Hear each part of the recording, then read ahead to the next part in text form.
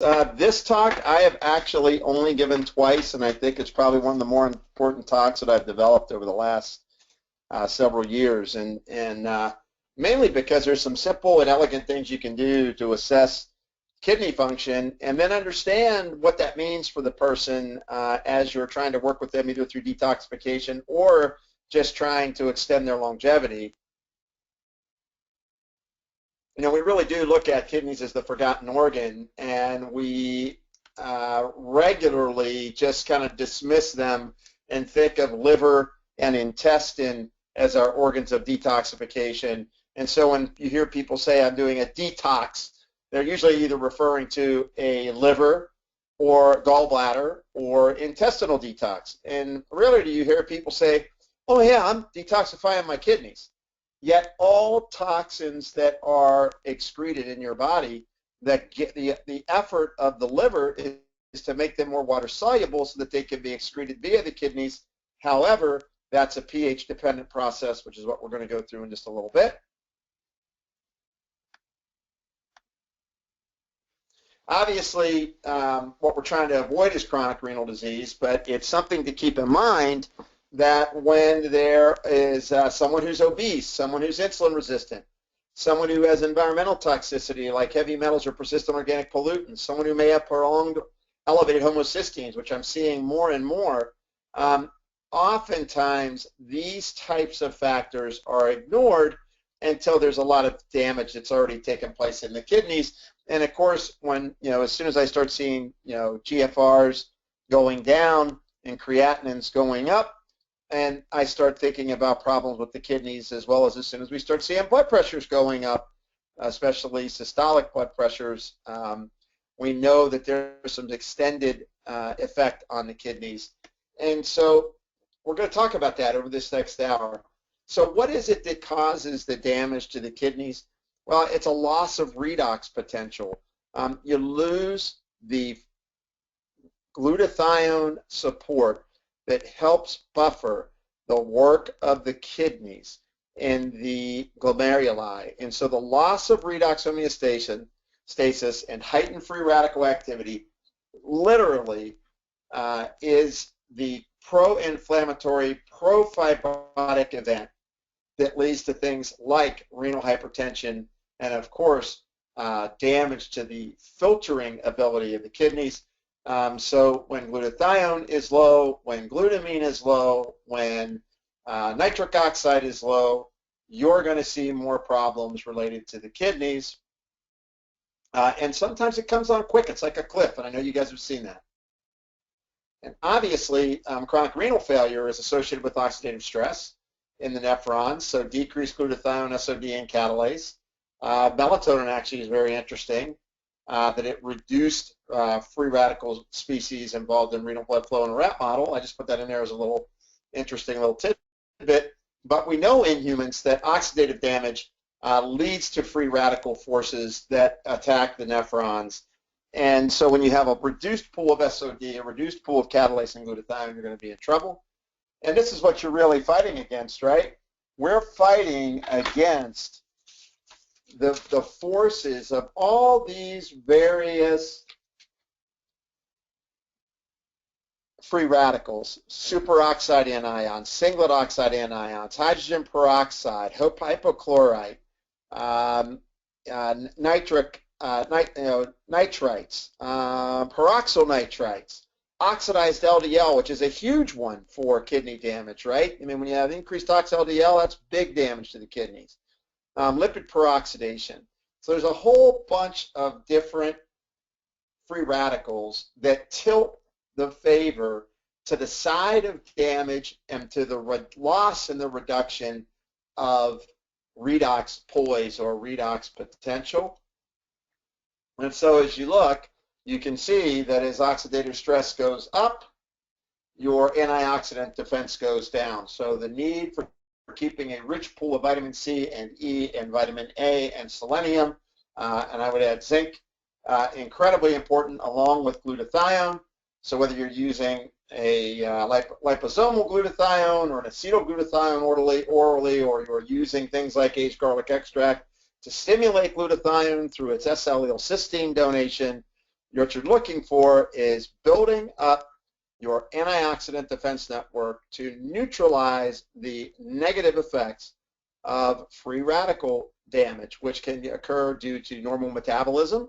A thyroid is too sluggish, a thyroid is too fast, or it could be due to abnormal amounts due to the fact that there are nutrient deficiencies, and therefore detoxification can't occur as it normally would, and you can't clear toxins, or it could be due to environmental exposure, obviously.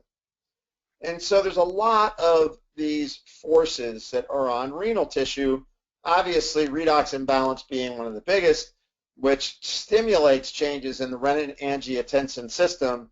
And of course, what's commonly used are ARBs and ACEs. And what I always tell people is you'd think you'd use an ACE inhibitor over an ARB, because at least with an ACE inhibitor, you're reducing the amount, the total load of angiotensin II that's being produced, instead of just blockading angiotensin II receptors. And then, of course, we have to deal with sympathetic nervous system drive that's upregulated, obviously, with people with high cortisol. So if you're thinking of triads, this is a triad 1 stacking with triad 3, cardiopulmonary neurovascular, stacking with triad 4. So we've got cortisol and adrenal causing an increase in sympathetic tone, causing a restriction in the neurovascular network, that's triad 3, resulting in, down the chain, damage to the kidneys because of poor perfusion and renal hypertension. And at the net of that, with increased cortisol, comes more sodium retention, increased spilling of magnesium and potassium.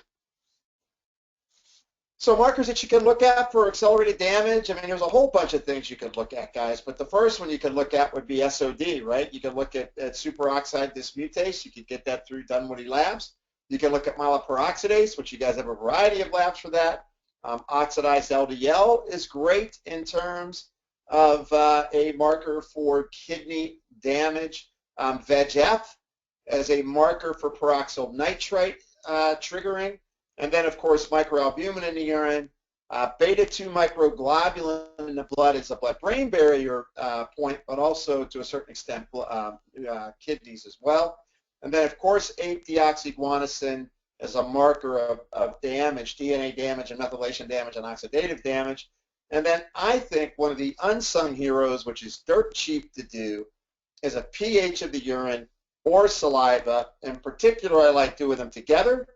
But definitely when pH of saliva is less than 6.8, pH of urine less than 6.6, you know that they are accelerating their oxidative damage on their renal tissue.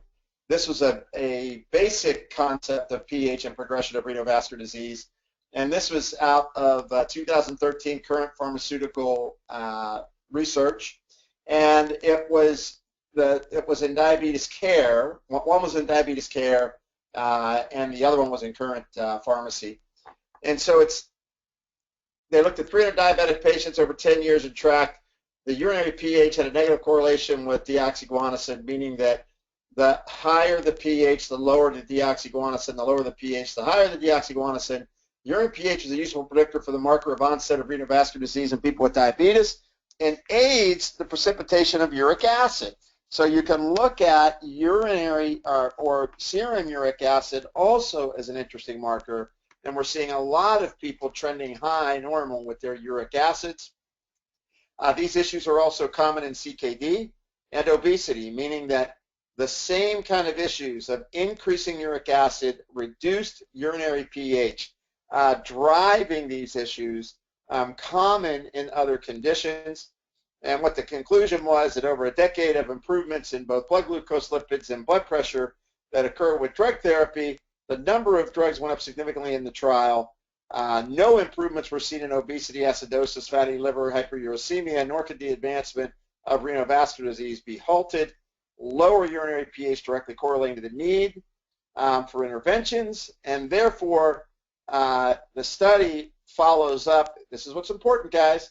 This study followed up the findings in previous non-diabetic populations. So what you can see is that as your urinary pH is lower, it's creating all sorts of damage and increased free radical issues in your body. And it makes sense, right? Because pH is a reflection of hydrogen ion concentration.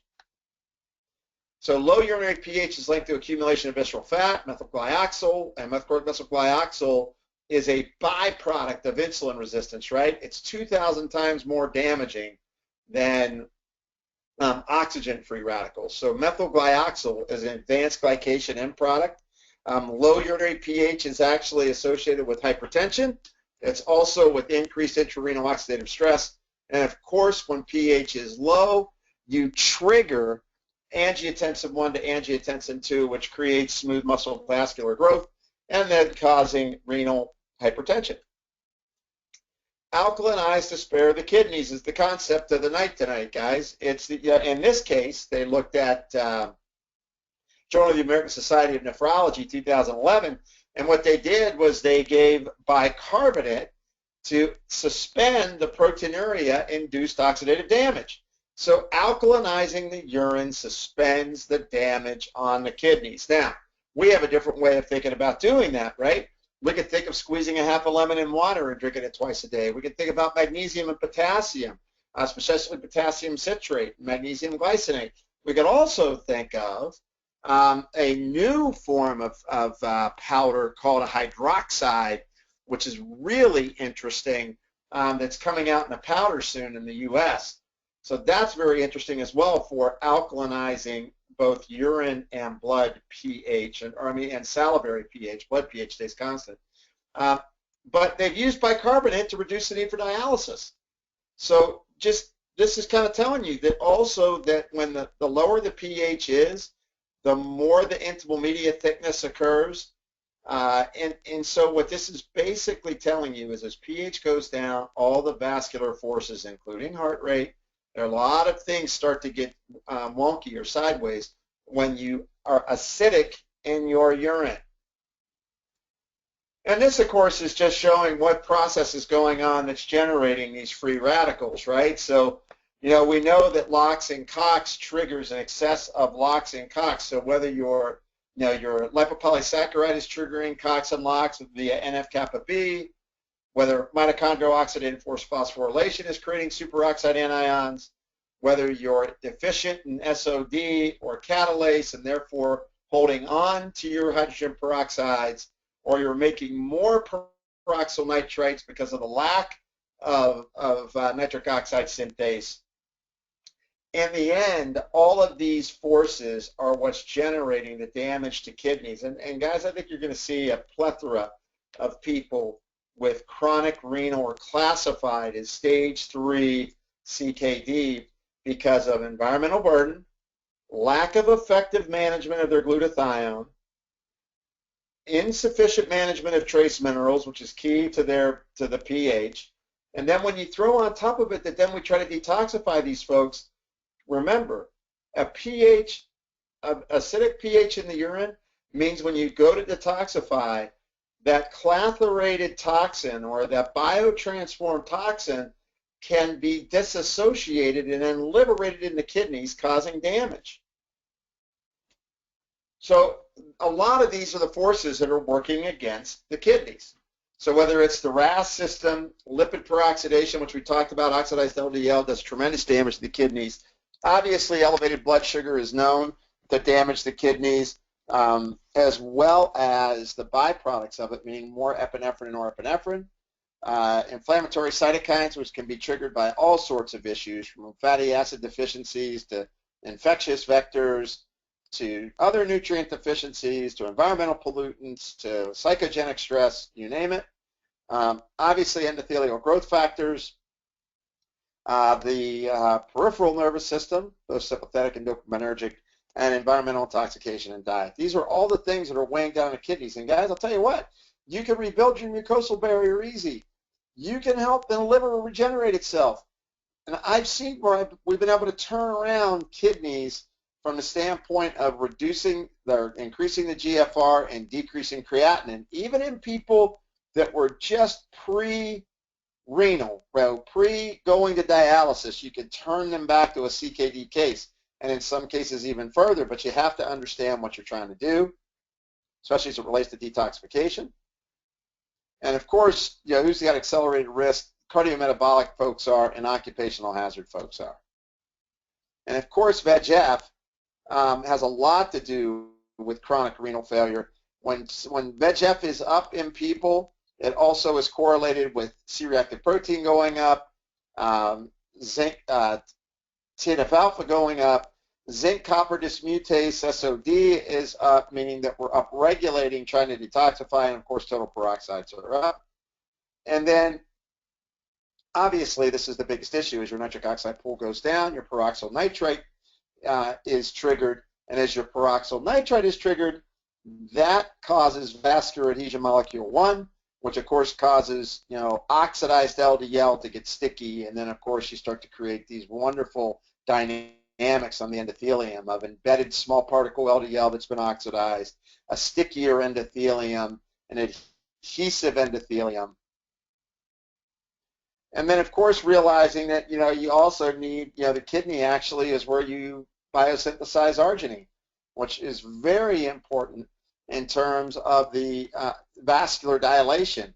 And then of course there's the, this is highly dependent on methylation. So as the glutathione pool goes down and the ability to utilize glutathione goes down, we don't have enough arginine synthesis, and therefore we don't get vessel dilation. And and so this is interesting, that nitric oxide is critical in ischemic damage to the kidneys. I think you can think of beet juice crystals, right? So if you guys, since I don't believe this is for CE, so I love Neo 40. Neo 40 is fantastic for improving vessel dilation and helping to remodel the endothelium, as is vitamin K2, as is aged garlic extract. But I like beet crystals on people because I really get pliable, vascular tissue with it. And this is one where you didn't want to use arginine. This was a rat model on someone that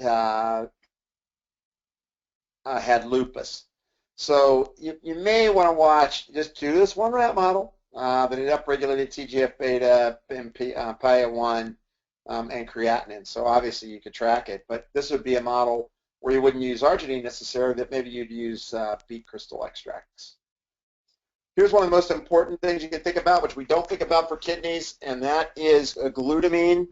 There's a lot of kind of negative bent on glutamine for some reason. There's thousands of articles on using glutamine in sparing the kidneys as well as other organs.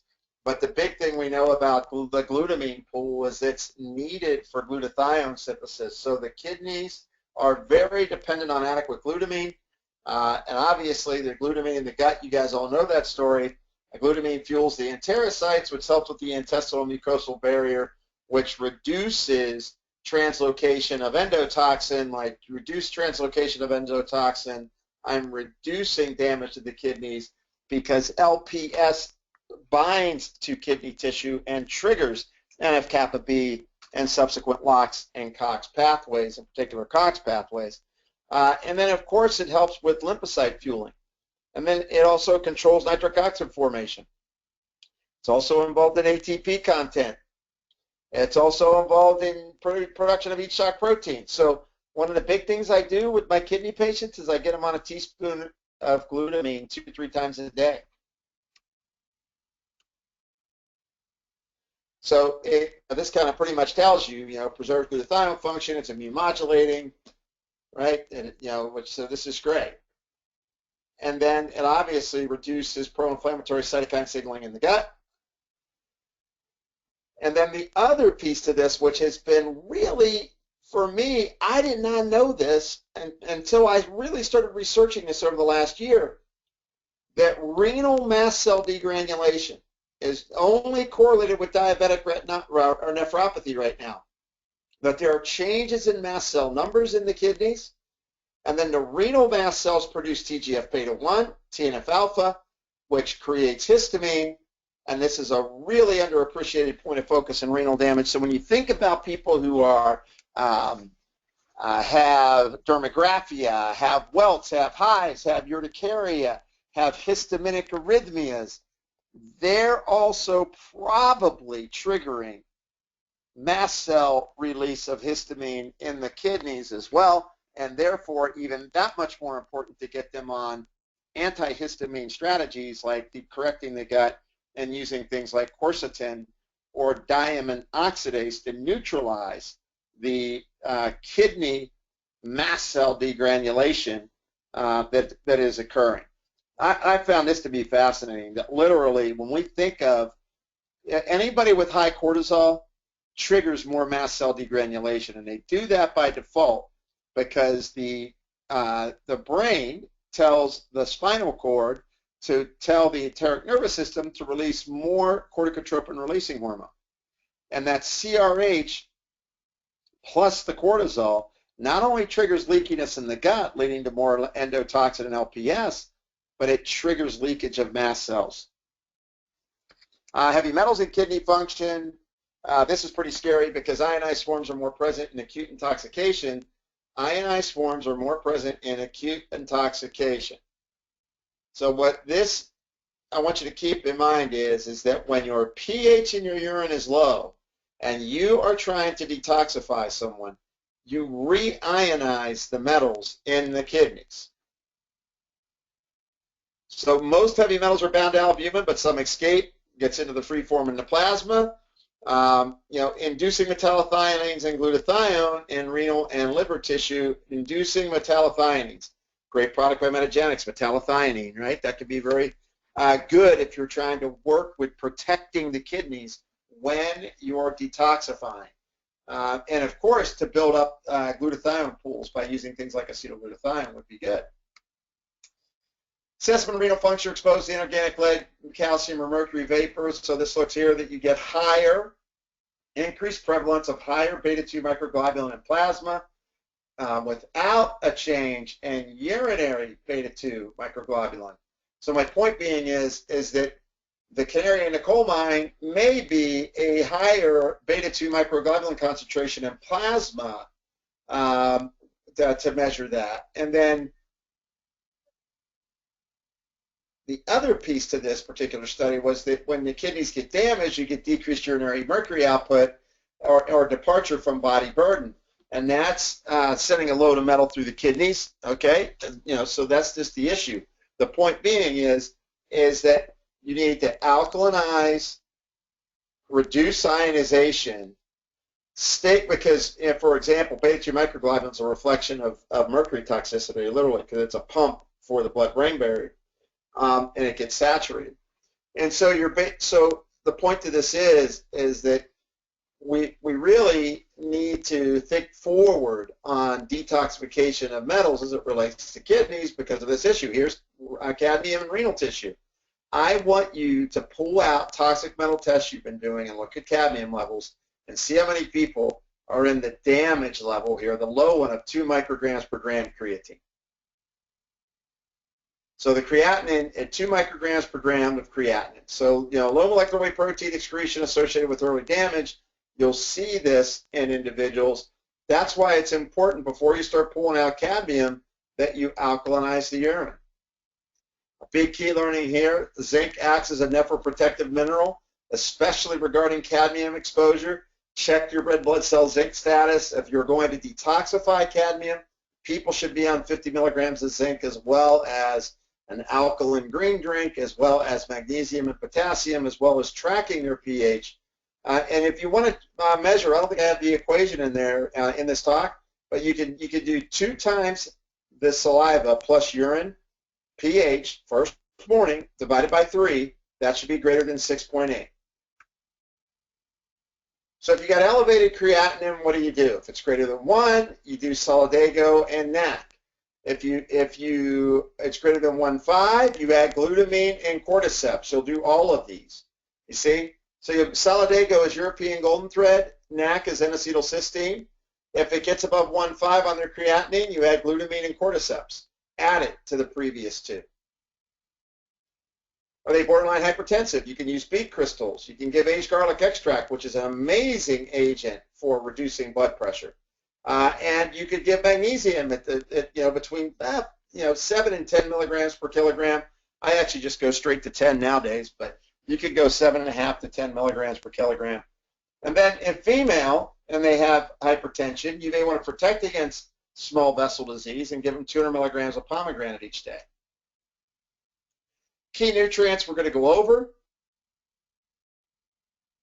If people have hyperuricemia or they have gout, they could use tart cherry extract at 1,000 milligrams 4 to 6 times a day until the gouty issues go away, and then add nettle 500 milligrams 3 times a day. And if they need both of those for a flare, any bioflavonoid like quercetin can work on an ongoing basis for one of these individuals. So what do you do for pre-detox? That's kind of what we're talking about. So for the kidneys, the first thing you do is check their pH. And if their pH is low, you don't detoxify them. You have to correct for that. So the first thing you want to do is they want to be on a good multi and mineral. I always say, dose your magnesium at 7.5 to 10 milligrams per kilogram in divided doses. Add 300 milligrams of potassium citrate. Unless they've got already in renal failure, then you're probably going to have to watch your potassium. And then think of aged garlic extract to build glutathione. You could give acetylglutathione. You could give liposomal glutathione. Any of them work. I got them all listed there for you. Do whichever one you want. And then you can check their glutathione pools. And then the last one would be is to use ALA. And, you could do 300 to 600 milligrams twice a day. I just, if you're going to be detoxifying, I typically use 600 twice a day because it's very nephroprotective. If you're going to do a challenge test, and use the MSA, it's a 6-hour collection. Obviously, no fish. There's a whole bunch of stuff that they want you not to do before the week of the test. That's fine. But what I would suggest is don't challenge if urine pH is less than 6.4. The second thing is to take into account GFR.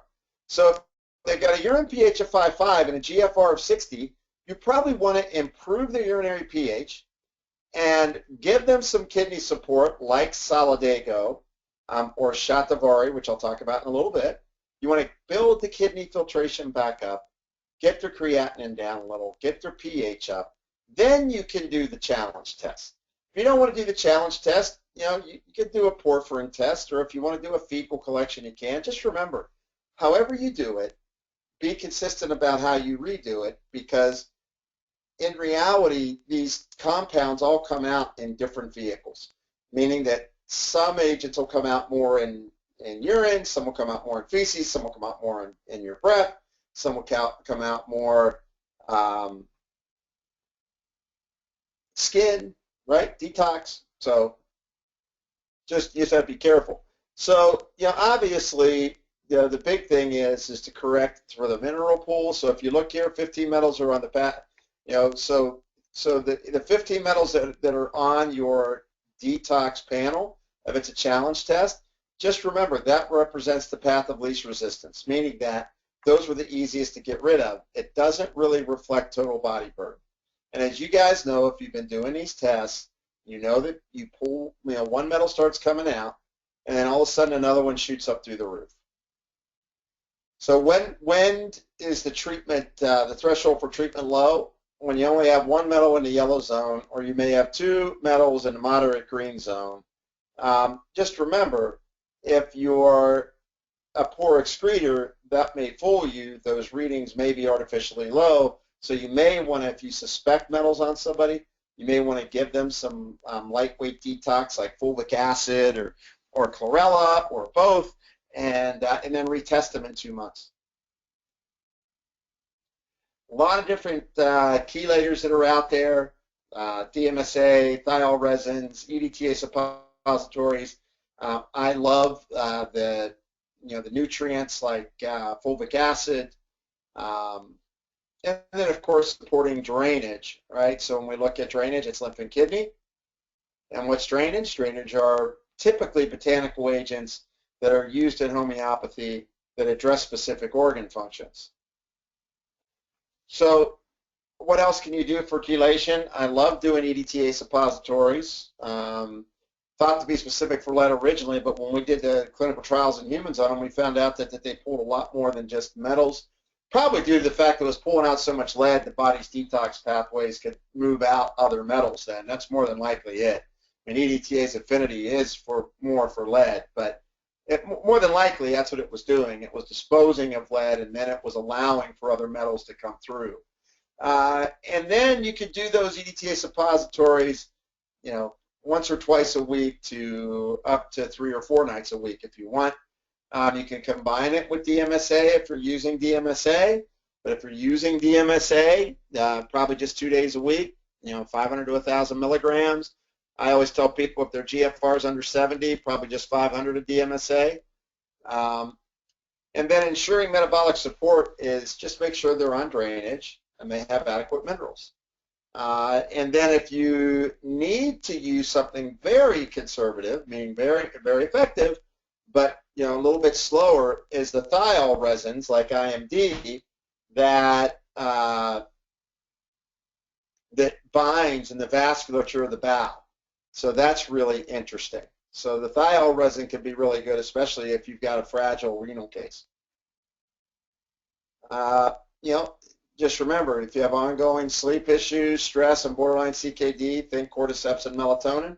Ongoing sleep, stress, borderline CKD, think of cordyceps and melatonin. Just a key concept. These are 2 biggies: cordyceps for the stress and the kidney support, and of course melatonin for the sleep and the kidney support. And so then what we're going to do here this last hour is talk about how do you use these agents of detoxification. And so the first is dandelion.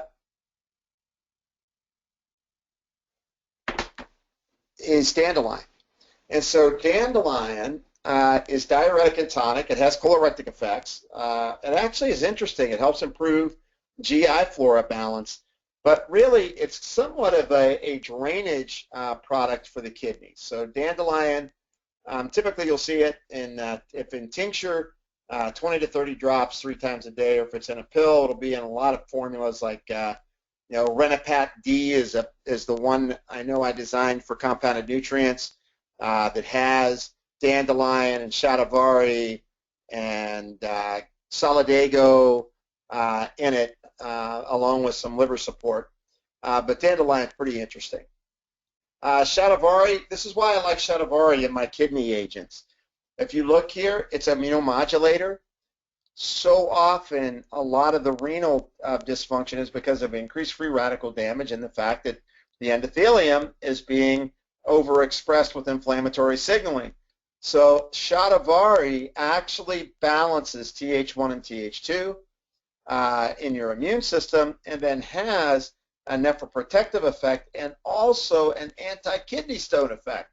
So I don't know how many of you guys use shatavari, but this is an Ayurvedic herb, which has a very nice, interesting history to it. And the last important thing is it reduces free radical burden in the kidneys. Obviously, we've got multiple studies cited here, Journal of Ethopharmacology, methods and findings in experimental and clinical pharmacology. There's a whole bunch of different interesting discourse on shatavari. Probably, so I use this a lot. Shatavari plus goldenrod or solidago, this is powerful. Probably the single biggest thing I've seen that's turned away +4 proteins in the urine, +4 buds in the urine, is the use of goldenrod or solidago, 500 milligrams 3 times a day, along with a N-acetylcysteine or a cysteine donor like aged garlic or NAC, along with Cordyceps sinensis, which is that Chinese caterpillar fungus that's been studied extensively and has fantastic effects on the kidneys.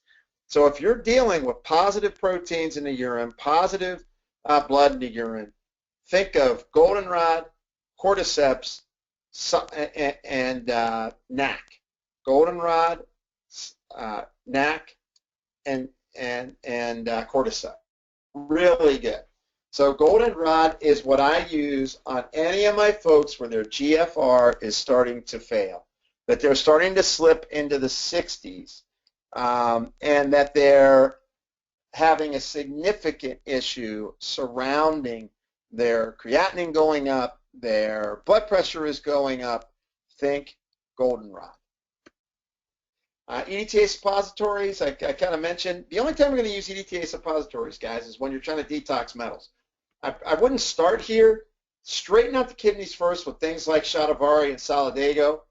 Make sure the liver's detoxifying well. Maybe you need some glutathione. Obviously, in terms of SOD and catalase, what's better than milk thistle to stimulate SOD and catalase? Probably the single most studied herb for that reason. So that's really, and just to keep in mind, and in fact, that's why that Renopat, we've got milk thistle in the formula with the kidney herbs so that you can get elevations in SOD, catalase, and of course glutathione. So if you're going to use EDTA suppositories, typically what you do is you use them every other day to every third day. They have proven bioavailability. They have an 8.5-hour half-life, so you get a lot of penetration of these suppositories into the lipid membranes, helping to pull intoxicants from the cell membrane. Dose typically is 750 to 900 milligrams. And once again, every second to third day, you're going to do minerals in the morning, put the suppository in at night. And you're going to follow up with minerals the next day. You don't do your minerals at night with the suppository. You take at least a 3-hour break between the use of them. And you're going to find a lot of things coming out of, I've had people with uranium coming down, fecal cadmium came down, obviously lead and mercury came down. Very interesting study using suppositories with this. And if you use suppositories and ethyl resin, known as IMD, those two together can be really effective and not put a lot of stress on the kidneys for detoxification. Now, glutathione, the only thing I'm going to tell you is, you guys know, you got all kinds of different options. Central Pharmacy's got a great glutathione spray. Acetylglutathione is quite a good product. Designs for Health has this acetylglutathione product orally. We know the acetylglutathione forms are bioavailable.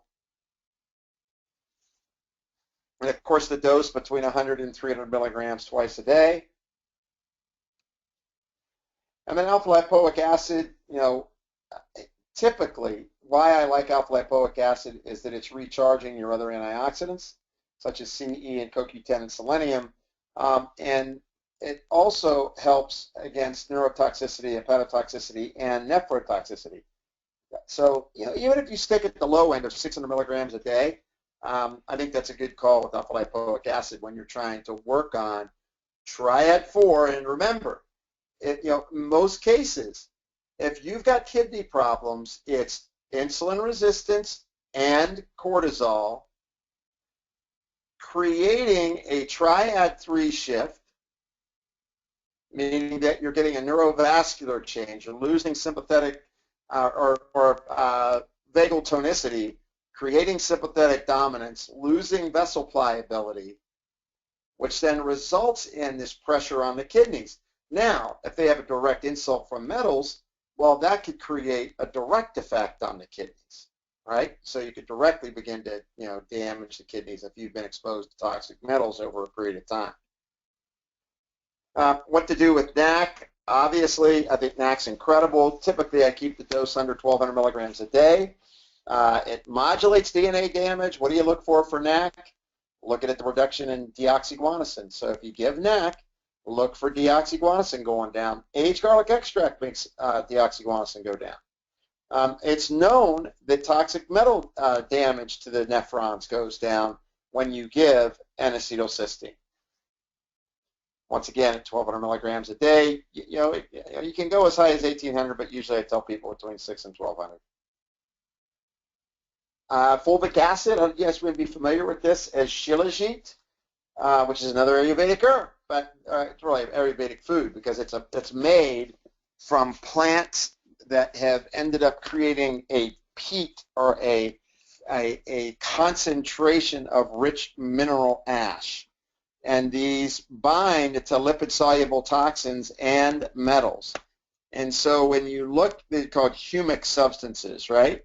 So when you look at this, it upregulates enzymes, it pulls persistent organic pollutants, and then it chelates toxic metals. This and chlorella together are fantastic because they both target both metals and persistent organic pollutants, and I've had really good success and actually put together, once again, for compounded nutrients, we've got Trans Tox MP, which is a fulvic acid, chlorella, cilantro, and celery seed extract for the most part. That it really works quite well as an oral chelating. I've had a lot of people report that their heads cleared on it relatively quickly. It's pretty. Obviously, you can think of MSM if sulfation is low. Sulfur donors help with detoxification, helps with glutathione production. So I like MSM. Typically, the lowest dose I'll use is 3 grams. A lot of times I'll go up to 3 to 5 grams twice a day. This is especially helpful for people with multiple chemical sensitivity that are damaged due to toxins. The sulfation really helps them to clear their phase 2 intermediates. I mentioned chlorella already. If you look, it detoxifies mercury, lead, and cadmium along with dioxin, PCBs, and uranium. Dose at 3 to 5 grams a day. And chlorella is really well tolerated. And of course, you can add cilantro. You can eat cilantro, but if you look at what it does, this is why it's so interesting. As antioxidant effects, it reduces lipoxygenase, so it reduces oxidized LDLs and lipid oxides. It has iron chelating activity, for your borderline folks that are high in iron.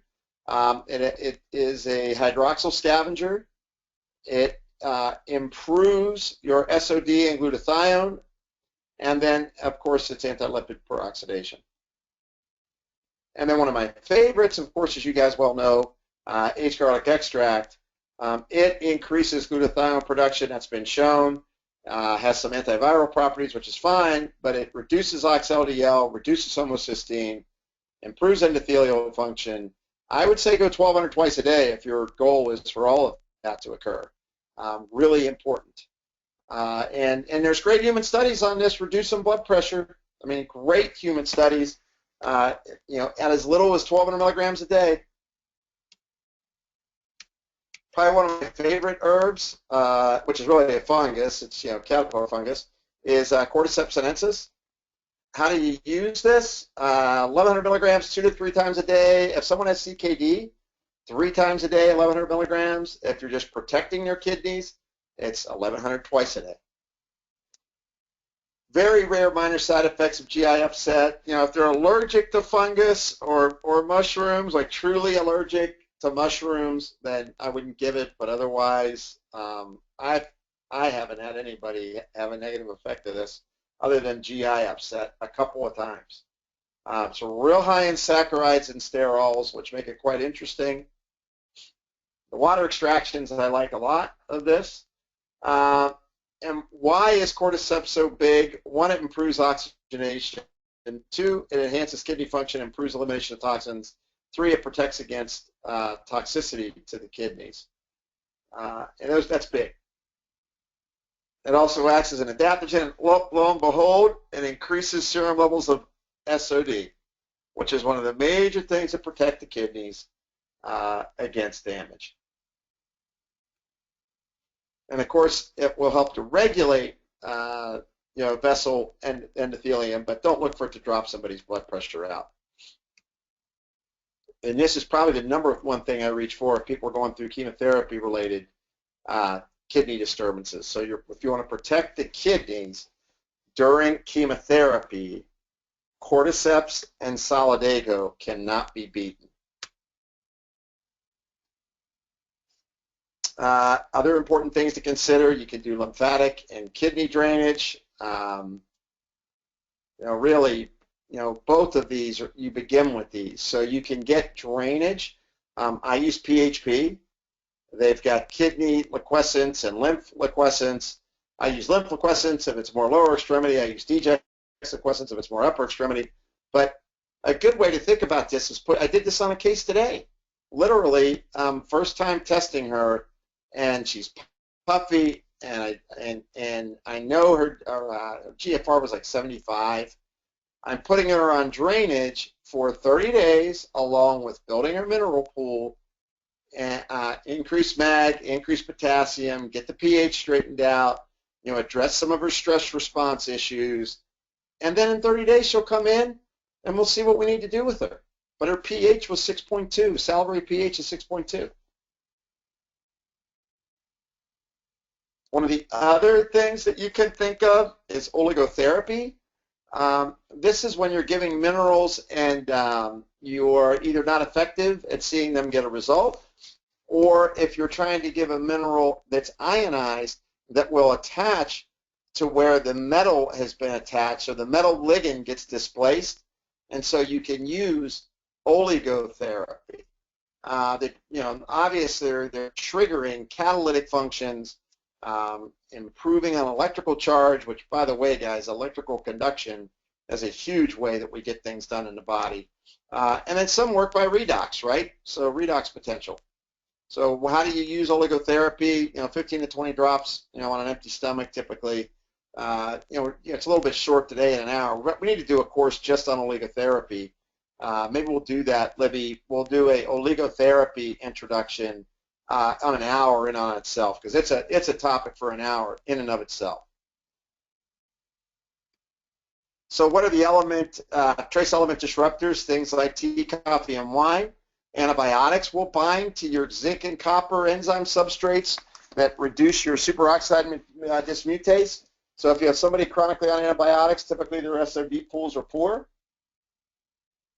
If they're eating a lot of grains and beans and legumes and nuts and seeds, which, by the way, guy, everybody's going vegan, everybody's drinking pea and rice proteins, it's important to think of these. You're going to see the binding up of some of the enzymes receptor substrates with a lot of these, kind of concentrated vegan foods that are out now. And of course, pH and temperature and meds all can cause a problem with enzyme substrates.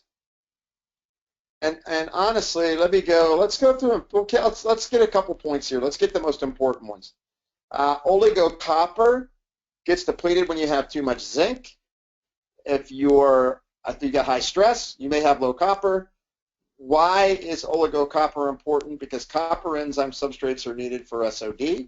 Copper enzyme substrates help to balance your ability to keep fungus in check. And so oligocopper can be invaluable if someone has low copper or their copper enzyme substrates are bound up by a toxin. Zinc, cadmium is a big one for zinc. Mercury is a big one for zinc. We use oligozinc in order to activate zinc receptors, so that's everything from wound healing to improving immune response, so thymus tissue, to glucose regulation. So super important for hundreds of reactions. And so I think oligozinc. I'm giving zinc, but I'm not seeing a change in someone's sex hormones, or I'm not seeing a change in their aromatase activity, or I'm not seeing a change in their wound healing. Think oligozinc, which is an ionized zinc substrate. And of course, oligomagnesium, muscle contractions, muscle cramps, hyperacidity, central nervous system, hyper-aware or hyperactivity, hypervigilance, any of those. And remember, mercury binds to magnesium receptors. So you end up with perseveration, neural activation.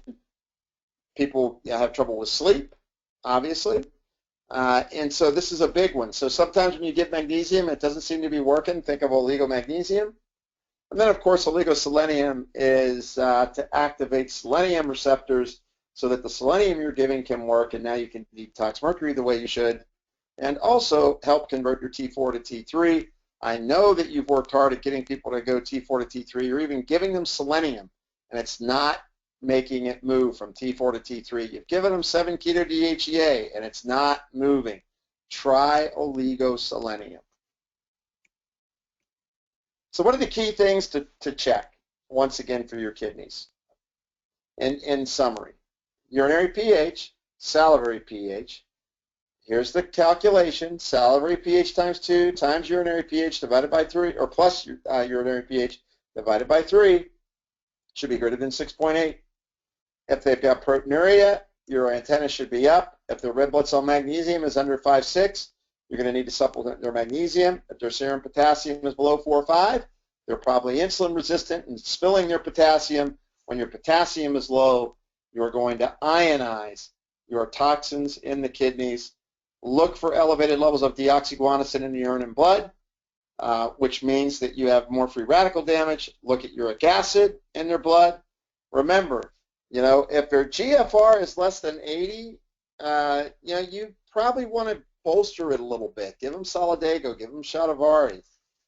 Pay attention to the trends with their GFRs and their creatinine when you're working on people, especially if you're giving them a bunch of stuff that they have to metabolize. And novel markers, I think we'll let go. These are interesting, but how do you alkalinize? Change the diet, include green drinks, give magnesium and potassium. Think of a vegetable broth that you can have people, if they're cutting up in their broccoli and their carrot peelings and their onion peelings and their garlic peelings. Any of those peelings, they could be collected, put in the freezer, make one vat of a golden vegetable broth or buy organic vegetable broth, and drink it twice a day. You can rescue dose with bicarb, or you can use buffered vitamin C ascorbate. So vitamin C ascorbate can be used in a powdered form. I use Vincos, V-I-N-C-Os, but if you do this and add a half a lemon in a glass of water twice a day, you're going to alkalinize, and when you alkalinize, you detoxify. When you alkalinize, you retard the progression of renovascular disease and its complications. So, I wanted to leave time for some, right on time. I wanted to leave a little bit of time for some questions. So, Libby, do we have any questions from anyone? Yes, we do. The first question is, what company's urinary metal testing do you like? I've always used Doctor's Data. I know there's other ones, but Doctor's Data does a good job. But if you're using someone else, like Genova does it, AAL does it, that's fine. But I use Doctor's Data and have for 20 years.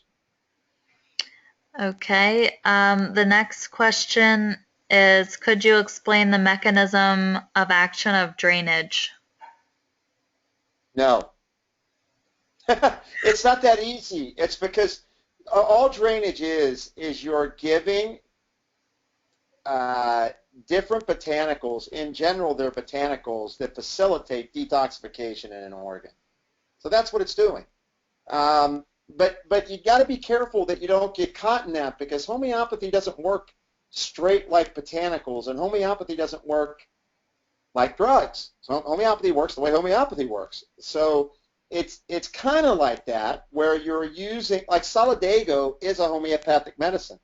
The tincture of Solidago would be in the compendium and homeopathic pharmacy, but it's also a botanical, right? The only difference is once it crosses over into pharmacy, the tinctures have to be made according to drug GMP.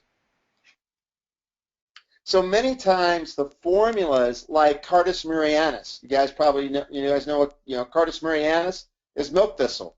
Cardus murrianus is a big liver support hepatoprotective agent in homeopathy. What's the difference? When you make Cardus murrianus, you have to make it according to drug GMP in a homeopathic lab. Versus in a botanical lab, it could be made to food GMP. That's why I recommend drainage products to people when possible, because they can get drug GMP produced botanicals. Now, but typically the problem is that they're dilute a bit. They're a little more gentle acting. So that's kind of, it's not one mechanism of action that a drainage product works off of. There's multiple mechanisms. Okay. Can you suggest specific supplement companies, and do you have a dose of aged garlic that would help patients? Okay, so supplement companies, I think that the metallothionein product from Metagenics is quite good. So if you like fulvic acid, you should check out compounded nutrients. I mean, they made formulas for me for the metabolic code guys. It's their product, but we've got our own formulas that fit the way we think, and that would be Renopat for kidney and liver support, and then it would be TransTox MP, metals and pollutants, which is the one that has the fulvic acid and the chlorella and all those things in it. And obviously, you've got MetalloClear is the product from Metagenics. You can get suppositories from compounding pharmacies. And then Zymogen has a nice toxic metal product. They've got a pretty nice toxic metal product. But those would be the key ones. A lot of companies don't have good kidney products, to be honest with you. So it's that's why I went to Compounded Nutrients, and they made one because for us, because we needed to be able to get a better kidney support on board. And then in terms of dosing of aged garlic extract, the minimum is 1,200 milligrams a day. So you can get Kyolic Reserve at 600 milligrams per capsule. They're going to be coming out. It's not going to be announced yet, but they're working on a professional strength of Kyolic extract that's going to be really exciting. I'm not sure when it's going to launch in the professional channel though, but it'll be separate from the consumer channel. Is there any problem using 2 to 3 grams of potassium citrate if needed to achieve alkalinization? Well, only in people. Remember, I said in people with acute renal. So if there's people on dialysis, that's going to be a problem. But you're probably not going to use it anyway. But 200 milligrams of potassium citrate a day is not a lot of potassium citrate. So you just track it and see if their serum potassium levels are going through the roof. All right, cut it back. Alkalinize them using a green drink and magnesium and lemon water. But potassium citrate really is quite good for the kidneys. And so I don't typically see problems with it. Have you seen a correlation between kidney stones and inflammation and oxidative stress?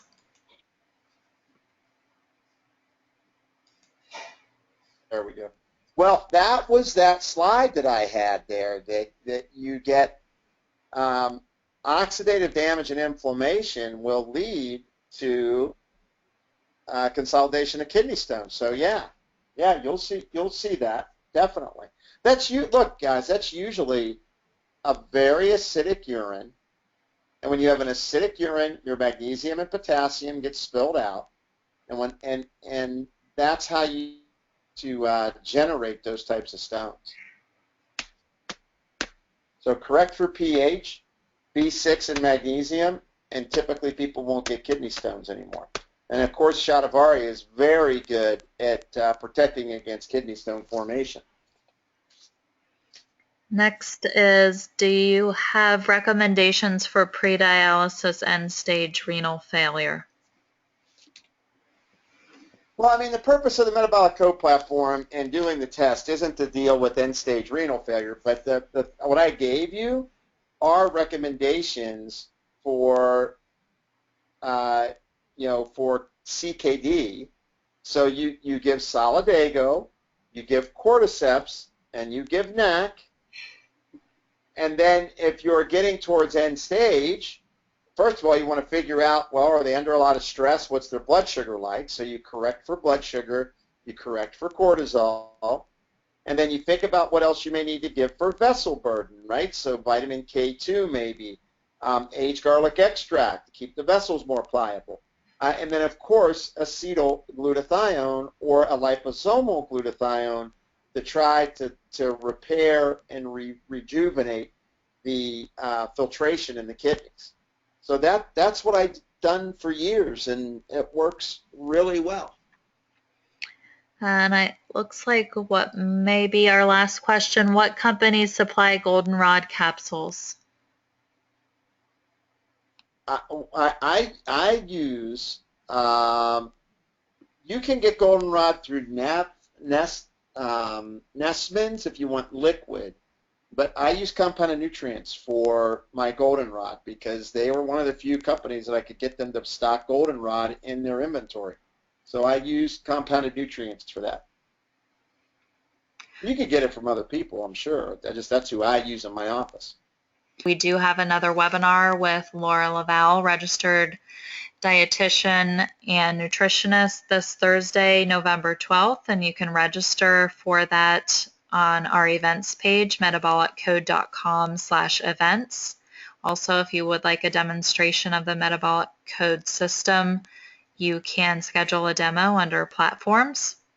And just want to thank everyone for being here this evening, and I hope to see you again Thursday at Laura LaValle's webinar. It looks like we have one final question that will sneak in here. Oh, okay. Do you ever do 24-hour UAs?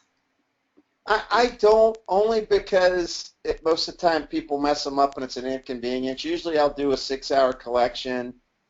If you're looking for something other than that, if you're screening, kidney function or something where you're using it, that's fine.